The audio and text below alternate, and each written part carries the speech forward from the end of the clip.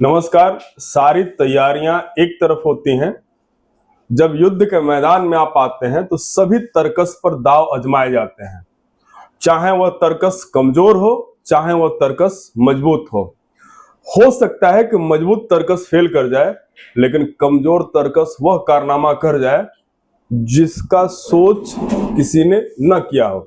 जैसे अगर आप महाभारत में देखें तो अभिमन्यु और कर्ण दो ऐसे व्यक्ति हैं या दो ऐसे व्यक्तित्व हैं जिनसे बहुत कुछ सीखा जा सकता है। एक के पास सब कुछ रहकर भी कुछ नहीं हुआ और एक अपनी आहुति देकर महाभारत को बदल दिया। अगर अर्जुन में वह गुस्सा नहीं होता तो शायद अर्जुन नहीं बन पाते और उस गुस्से का बीज अभिमन्यु के वध से रखा गया। अगर आप रामायण में चलते हैं तो वहां भी एक हनुमान है। किसके हनुमान? राम जी के हनुमान। लेकिन अगर भारत में आते हैं और भारत की राजनीति में, तो भारत की राजनीति में भी एक हनुमान है, मोदी जी के हनुमान।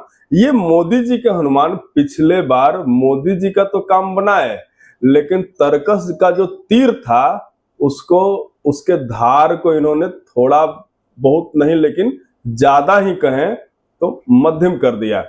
इस बार मोदी जी के हनुमान मोदी जी के भी साथ हैं और उस तीर के भी साथ हैं। अब इस क्रम में हम पकड़े हैं मोदी जी के हनुमान की जो पार्टी है, लोक जनशक्ति पार्टी रामविलास, उसके जिलाध्यक्ष गजेंद्र गुप्ता जी को। एक जानकारी मैं और आपको देना चाहता हूं, यह इंटरव्यू निशा होलसेल बाजार में रिकॉर्ड किया जा रहा है, भभुआ में आज रेस्टोरेंट के ऊपर। अगर आप कपड़ों की खरीदारी करना चाहते हैं तो आप यहां पर आकर खरीदारी कर सकते हैं। बता दीजिएगा कि आप हमारा इंटरव्यू देख कर आए हैं, हो सकता है कुछ आपको मिल जाए। तो हमारे साथ हैं गजेंद्र गुप्ता जी, हम इनसे तमाम सवाल जवाब करेंगे। स्वागत है सर आपका। पहले तो आपका भी बहुत बहुत आभार और आपके दर्शकों का भी बहुत बहुत अभिनंदन। सर, हम चिराग पासवान जी की बात कर रहा हूं। आप मोदी के हनुमान थे, इस बार नीतीश जी के भी आप हनुमान हैं या नहीं है? हम पूरे इंडिया के हनुमान हैं। अच्छा। और सही मायने में आपको बता दें कि नरेंद्र मोदी जी देश के यशस्वी प्रधानमंत्री हैं और नीतीश कुमार जी बिहार के परिवर्तन के मुख्यमंत्री हैं। और बिहार ने जो परिवर्तन के साथ विकास का जो दौर देखा है, कौन इसको भुला सकता है कि नीतीश कुमार जी के ही नेतृत्व में ये सरकार 20 वर्षों से चली है।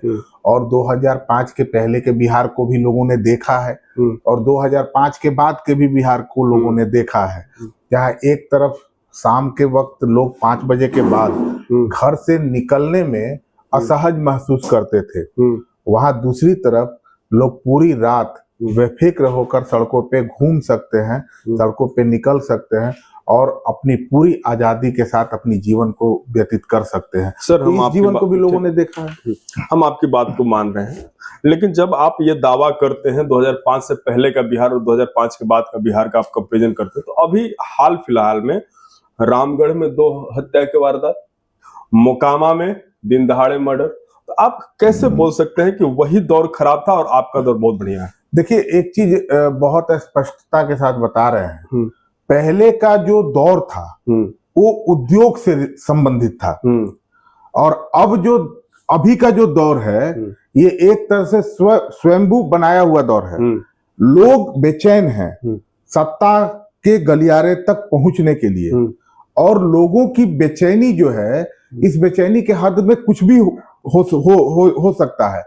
अब समस्या ये है कि आपके पास कोई मुद्दा है नहीं, आपके पास किसी भी तरह का सरकार के विरुद्ध कोई बहुत बड़ा हथकंडा आपके पास है नहीं इस चुनाव में, तो आखिर आप लेके जाएंगे क्या जनता के बीच?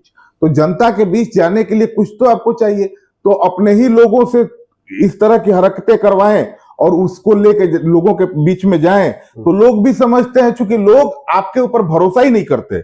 लोगों को मालूम है कि कानून के साथ सरकार चलाने वाला कोई व्यक्ति है तो यही नीतीश कुमार जी हैं, एनडीए की सरकार है। सुशासन के साथ अगर सरकार चलाने की बात आएगी तो नीतीश कुमार और एनडीए का नाम आएगा, चिराग पासवान जी का नाम आएगा, नरेंद्र मोदी जी का नाम आएगा। इसको कौन भूल सकता है भाई? ठीक है सर, हम आपकी बात से सहमत हैं। हमारा 2 सवाल है, पहले एक सवाल को हम पूछ लें तो भूल जाएंगे। बिल्कुल बिल्कुल। 2020 में आप एनडीए के साथी थे, फिर भी आप नीतीश कुमार के अगेंस्ट आप क्यों लड़े? बिल्कुल, आपका सवाल बहुत उचित है और वाजिब है।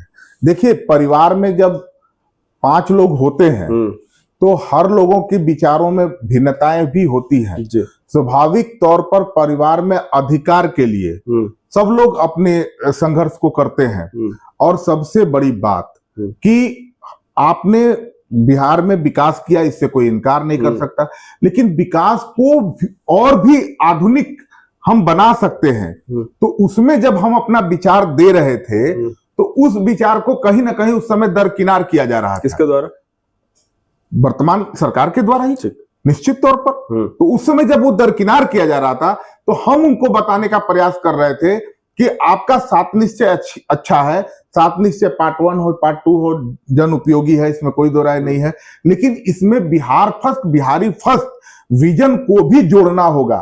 तो जब उसको आप जोड़ेंगे तो लोगों तक समुचित विकास की धाराएं पहुंच पाएंगी। हम ये समझाने का प्रयास जब कर रहे थे तो शायद उस समय नहीं समझ में आया। ये विचारों की जो भिन्नताएं थी उस समय हम लोगों को कहीं ना कहीं अलग राह पकड़ने पर मजबूर किया था। लेकिन एक बात आप ध्यान रखिएगा कि आज एनडीए जो है, आज भी एनडीए में भारतीय जनता पार्टी के साथ एनडीए चल रहा है।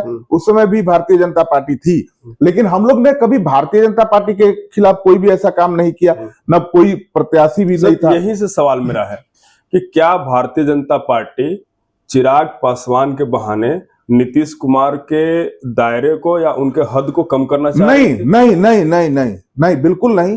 माननीय मुख्यमंत्री जी का हम लोग सम्मान करते हैं। हम लोग भारतीय जनता पार्टी के विरुद्ध अगर उस समय प्रत्याशी नहीं दिए थे तो उसके पीछे ये एक संकेत था, संकेत देना था कि हम एनडीए का सम्मान हमेशा करते हैं। हम उस समय भी एनडीए का सम्मान कर रहे थे, 14 में भी हमने एनडीए का सम्मान किया और हम आज भी एनडीए का सम्मान कर रहे हैं। फर्क सिर्फ इतना बदला है कि आज के एनडीए में हमारी बातों को मजबूती से समझा गया, मजबूती से सुना गया, हमारे विजन को मजबूती से देखा गया। और अब का जो एनडीए है, और कल आपने जो संकल्प पत्र आपने देखा होगा, उस संकल्प पत्र में भारतीय जनता पार्टी के भी संकल्प पत्र का मिश्रण है, जनता दल यूनाइटेड के भी संकल्प पत्र का मिश्रण है, हमारे Bihar first, Bihari first vision के भी संकल्प का मिश्रण है, जीतन राम मांझी जी के भी संकल्प का मिश्रण है, उपेंद्र कुशवाहा जी के भी संकल्प का मिश्रण है। तो सभी के द्वारा बनाया गया एक मिश्रित बिहार के जनता के लिए, बिहार के लोगों के भावनाओं के अनुरूप जो संकल्प पत्र तैयार किया गया, उस संकल्प पत्र में हम लोगों को भी पूरी तवज्जो और प्राथमिकता दी गई। इसी प्राथमिकता के लिए हम लोग थे। ठीक है सर, हम आगे बढ़ते हैं। जब आप बात 2005 से पहले की करते हैं तो उस समय के जितने भी बाहुबली हैं या थे, आज भी तमाम पार्टियों में अगर आप देखें तो या तो उनके बेटे हैं या बेटियां हैं, या कहीं कहीं पे तो खुद वो बाहुबली ही चुनाव लड़ रहे हैं। जैसे आपकी पार्टी को अगर देखा जाए, राजू तिवारी, हुलास पांडे, मुन्ना शुक्ला की लड़की, बेटी का नाम क्या है? अन्नू शुक्ला। तो आप कैसे बोल सकते हैं उस 2005 आप कैसे बोल सकते हैं? अब मैं थोड़ा सा यहाँ पे रोकूंगा आपको, क्योंकि मैं आपको इसलिए मैं बोल रहा था कि आप जो बाहुबली शब्द का प्रयोग आपने किया है, मैं खुद 2009 से लोक जनशक्ति पार्टी रामविलास की सेवा कर रहा हूँ और अब 2025 है। तो आप समझ सकते हैं कि एक 16 साल 17 साल का एक लंबा अंतराल है। और जिन नेताओं का आपने नाम लिया है, मैं उन नेताओं को अमूमन 2013-14 से मैं देख रहा हूं और उनको जानता हूं बहुत करीब से। ठीक है, उनके बारे में मीडिया का क्या कहना है और लोगों का क्या कहना है, मैं उसमें बहुत नहीं जाऊंगा, लेकिन मैं व्यक्तिगत तौर पर मैं इस चीज का साक्षी हूं कि मुझे उनके अंदर बाहुबलीपन का जो एक बड़ा जो स्कोप होता है वो उनके अंदर मुझे नहीं कभी दिखा है। रही बात राजू तिवारी जी की, राजू तिवारी जी 2014 के आसपास, 13 के आसपास पार्टी में थे और उसके बाद वो विधायक भी गोविंदगंज से हुए थे पार्टी से। फिर बाद में उन्होंने, जब हमारी संयुक्त लोजपा जब टूटी थी तो उस समय वो पार्टी के अध्यक्ष बने और लगातार संघर्ष के उपज रहे हैं। लोजपा रामविलास में उन्होंने काफी अच्छा संघर्ष किया है। आपने माननीय हुलास पांडे जी का नाम लिया, उन्होंने काफी अच्छा संघर्ष किया है। और जो बाहुबली हैं वो जेल के अंदर है। आपने जिनका नाम लिया, अन्नू शुक्ला जी का, तो उनके पिताजी मुन्ना शुक्ला जी है ना शायद, तो मुन्ना शुक्ला जी तो जेल के अंदर है। लेकिन ये जिन लोगों का बात आपने कहा, इन लोगों पर क्या किसी भी प्रकार का कोई कोर्ट के द्वारा कोई आरोप तय हुआ, कोई आरोप प्रमाणित हो पाया? तो जब प्रमाणित नहीं हो पाया तो फिर ऐसे आरोपों का कोई मतलब ठीक है सर। आप एनडीए के घटक दल हैं, 29 सीट आपको मिला है, कुछ ज्यादा नहीं मिल सकता था क्या? देखिए, बड़े नेताओं की बात है, बड़े लोग वहां बैठते हैं, बड़े नेता आपस में डिस्कस करते हैं, सीट टू सीट वहां डिस्कशन होती है, और उस डिस्कशन में निकल कर आता है कि कौन सी पार्टी कहाँ कितनी मजबूत है। डेफिनेटली ऐसी भी बहुत सी जगह हो जाता है जहां पे कोई और भी दल के लोग वहां मजबूत हों, लेकिन गठबंधन धर्म निभाने के लिए और गठबंधन का सम्मान बचाने के लिए भी छोटी छोटी चीजों पे समझौता भी करना पड़ता है। चलिए एक लगे तो सवाल एक और ये हम लोगों ने गठबंधन के लिए और बिहार के लोगों की भलाई के लिए हम लोग एक सवाल और पूछ लेते हैं आपसे। क्या कैमूर जिला में एक सीट आपको मिलना चाहिए था? बहुत वाजिब सवाल है और काफी धर्म संकट वाला सवाल है, लेकिन डेफिनेटली यहाँ कार्यकर्ताओं की काफी अपेक्षाएं थी, विशेष करके इस बार, क्योंकि 2010 में यहाँ पे हमारे, क्योंकि आप खुद एक रनर थे जहां तक मुझे मालूम है।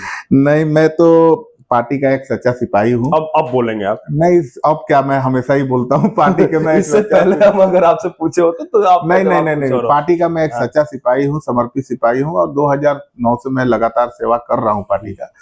और मैं भी चाहता था कि मैं यहाँ से चुनाव लड़ूं, इसमें कोई दो राय नहीं है, लेकिन मुझे संतोष है इस बात का कि हमारे नेता बोलते हैं कि आपने 29 सीटों का भी जिक्र किया था, तो मुझे मैं आपको याद दिला दूं, मुझे उस समय याद नहीं आया था कि हमारे नेता कहते हैं कि हम 243 सीट पर चुनाव लड़ रहे हैं।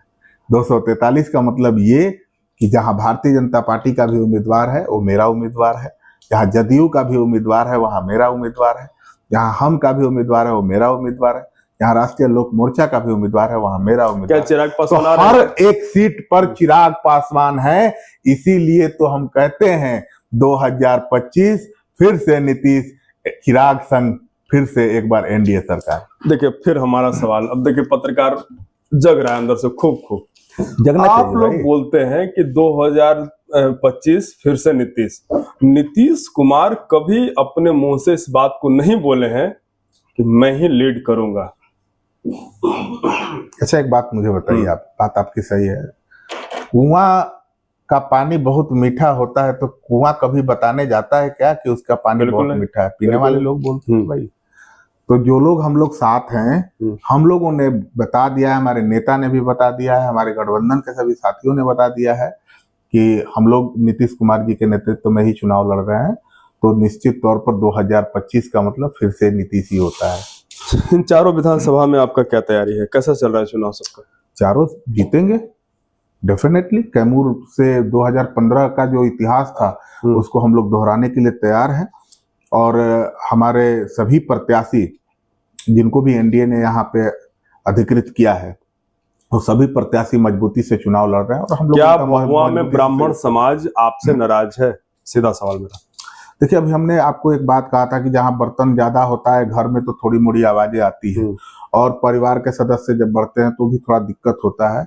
मैं मानता हूं कि थोड़ी असंतुष्टि है, लेकिन हम लोग जमीनी स्तर पर प्रयास कर रहे हैं कि चूंकि समाज का एक बुद्धिजीवी वर्ग बोला जाता है, जहां आपने ब्राह्मण समाज का जिक्र किया, तो ये समाज का जो है बुद्धिजीवी वर्ग है और ये दूसरों को दिशा देने वाला वर्ग है। तो निश्चित तौर पर दूसरों को दिशा देने वाला वर्ग खुद दिशा से नहीं भटकेगा, इसका हम लोगों को पूरा भरोसा। क्या चिराग पासवान आ रहे हैं प्रचार में? आना चाहिए, ऐसे अभी तक इसकी हम लोगों को कोई आधिकारिक तौर पर कोई सूचना प्राप्त नहीं। मोहनिया में पासवान समाज किसको वोट करेगा, रवि पासवान को या फिर आपको? पूरा बिहार का पासवान समाज चिराग पासवान जी को नेता मानता है, और पूरा बिहार का चिराग पासवान जो है, पासवानों के चिराग हैं। तो निश्चित तौर पर चिराग पासवान जी, मैंने कहा ना कि एक चीज आप समझ लीजिए कि 243 सीटों पर हम लोग चुनाव लड़ रहे हैं, हम 29 के दायरा में नहीं बंधे हैं। हमारे हर सीट पर हमारे प्रत्याशी हैं, जो भी गठबंधन के प्रत्याशी हैं, एनडीए के प्रत्याशी, वो सब हमारे प्रत्याशी हैं। तो जहां चिराग पासवान खुद चुनाव लड़ रहे हैं, वहां पासवान उन्हीं के साथ रहे। सर, एक और नई पार्टी है, उसके बारे में भी हमें बात करना है, जनसुराज। क्या खेल बिगाड़ रहा है क्या कुछ? देखिए, जनसुराज खेल बिगाड़ रहा है कि नहीं बिगाड़ रहा है, ये तो भविष्य के गर्भ में है। 14 तारीख को जब मतदान का परिणाम आएगा तो जनसुराज को भी समझ में आएगा कि जनसुराज ने क्या खोया और क्या पाया। इतना लंबा समय से वो लोग भी बिहार के लोगों की भावनाओं के अनुरूप काम करने का प्रयास कर रहे हैं, लेकिन सबसे बड़ी बात है कि अभी संघर्ष की आवश्यकता है, और जब तक पूरा संघर्ष होगा नहीं तब तक लोगों के हृदय में उतर नहीं पाएंगे, और जब तक पूरा उतरेंगे नहीं तो किसी का खेल बिगाड़ने का कोई मतलब है नहीं। संघर्ष सबके लिए है, हमारे लिए है, आपके लिए है। जिसको 29 सीट मिला है वो 30 के लिए संघर्ष करेगा, जिसको 101 सीट मिला है वो 102 के लिए संघर्ष करेगा, जिसको 143 मिला है वो बढ़ाएगा नहीं, उसी में संघर्ष करेगा। हम अपने हिस्से का संघर्ष करेंगे, आप अपने हिस्से का संघर्ष करेंगे। हमारे साथ थे गजेंद्र गुप्ता जी, आप देख रहे थे वंदे भारत समाचार। नमस्कार। आप सबका बहुत बहुत धन्यवाद। Thank you.